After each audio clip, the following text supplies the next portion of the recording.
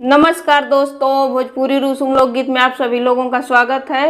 मैं आप लोगों को एक झूमर गीत सुनाने जा रही हूँ। अगर जो मेरी वीडियो पसंद आई है तो मेरी वीडियो को लाइक और चैनल को सब्सक्राइब कर दीजिएगा। हमके सड़िया मांगा दुकान पूरी पिया, रंग रहे कपूरी पिया न। हमके सड़िया मांगा दुकान पूरी पिया, रंग रहे कपूरी पिया न। हमके सड़िया ना मंगईब तोहके जेवना ना बनईब, अपनी जेवना का कैला इंतजाम पिया, केतनो लागे दाम पिया न। अपनी जेवना का कैला इंतजाम पिया, केतनो लागी दाम पिया न।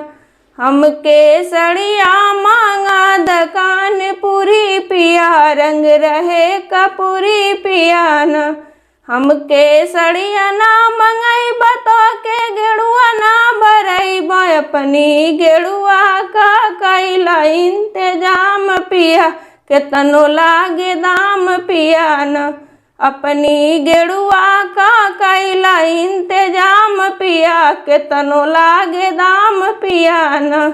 हमके सड़िया मांगा दुकान पूरी पिया, रंग रहे कपूरी पिया न।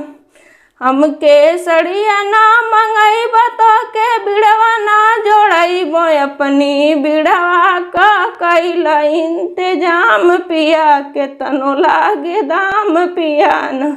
अपनी बिड़वा का कैला इंतजाम पिया, केतनो लागे दाम पिया न। हमके सड़िया मांगा दुकान पूरी पिया, रंग रहे कपूरी पिया न। हमके सड़िया मांगा दुकान पूरी पिया, रंग रहे कपूरी पिया न। हमके सड़िया ना मंगईब तोहके सेजिया ना लगईब, अपनी सेजिया का कैला इंतजाम पिया, केतनो लागी दाम पिया न। हमके सड़िया मांगा दुकान पूरी पिया, रंग